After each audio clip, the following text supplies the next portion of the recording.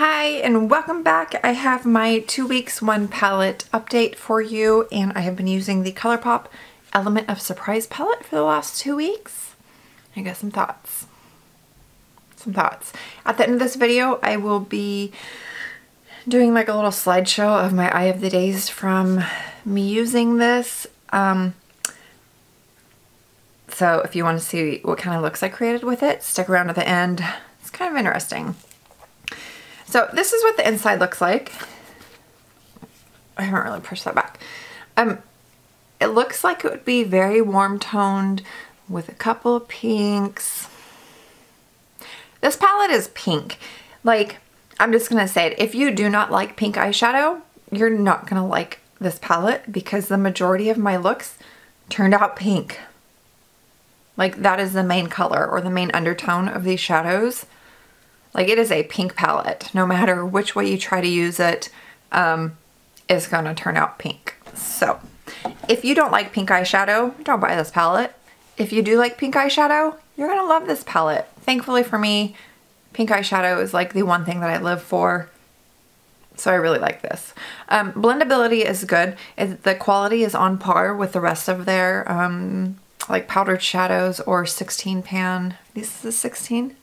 No, 12 pan palettes. So, I mean, you're getting a good deal. The quality is good for the price. I'm really happy with it. I've had this eyeshadow on since like 6:30 this morning. And it is now 4 o'clock in the afternoon. So, I mean, I think it looks still really, really good. There's still glitter on my eyes. It hasn't faded. It still looks nice. Like, I have nothing bad to say about the quality. Let me go over a few things. This is a blending shade, and this one is called Go With The Flow. And I don't know how well it's gonna swatch. So it looks like it's peachy, you know, which is totally cool. And it's kind of peach. This is what's on my like deep, deep crease. And that one's nice. But as soon as you put what you would think is this burgundy, or what you would think is like this deep berry color, they'll turn pink. No joke. So on my eyes today, I have this all over my crease like as a transition or a crease color. And then I went in with this shade in the color Blank Canvas. And see? And it's pink. So I don't know if it's just because like I'm putting it on top of that peachy color or what, but it is definitely, yeah. I don't really know what else to say. The glitter shades are beautiful. This one up here is called Rayon, and it's probably my favorite. It doesn't look this pigmented once you get it on the eyes and blend it out, but it's gorgeous. This purple is really pretty. It kind of reminds me of Max Stars and Rockets, but more shimmery and a little bit lighter. This goldish one reminds me of DJAF from their Super Shock shadow, and I really enjoyed that one all over the lid. It was really pretty. This one is like a cranberry shimmer shade. That one actually was really pretty. These two warmer colors, they're good for transition shades, but whatever you put on top of them is going to turn pink as well. This one is probably my favorite. There's a similar color in the Subculture palette. So if you like these like icy duochrome shades that look kind of like nothing, but then once you get it on your eyes, it just picks up whatever's underneath it and like intensifies it. That one's really pretty.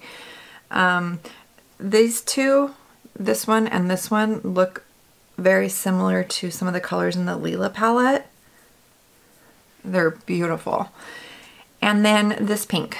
I'm gonna roll you a clip that I took and posted to my Instagram story earlier this week, and you're gonna see what this pink does. I mean, like, it's insane. It's insane. It's the Too Faced holiday palette pink that's in like every single holiday palette on crack. So watch this and you'll see what that pink did to me. Alright, so I am trying to use this pink from the Element of Surprise palette. Today I'm going to show you what it did to my face. It's kind of hard to work with, but not really. I don't know, it's confusing. I have pink eyeshadow on. I mean, it's like pink. And I keep blending it out, and it just keeps blending and blending. So, I mean, that's a good thing, but I'm going to have to work with this because this was not what I was going for. I mean, way to go, ColourPop, on the blendability of this pink, but oh my goodness.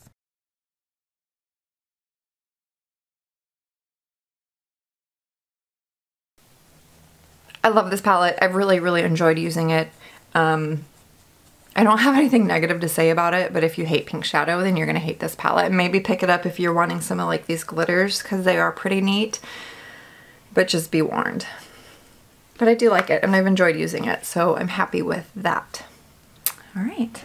So normally I would pick out a new 2 weeks 1 palette to use and then update you guys, but I think since we only have a few weeks left out of this year, 2017, I just kind of want to play around with my other shadows before I start a Pan That palette, and I'll update pictures of whatever I'm using like for the day or week or whatever on my Instagram, so if you want to check that out, it's linked down below.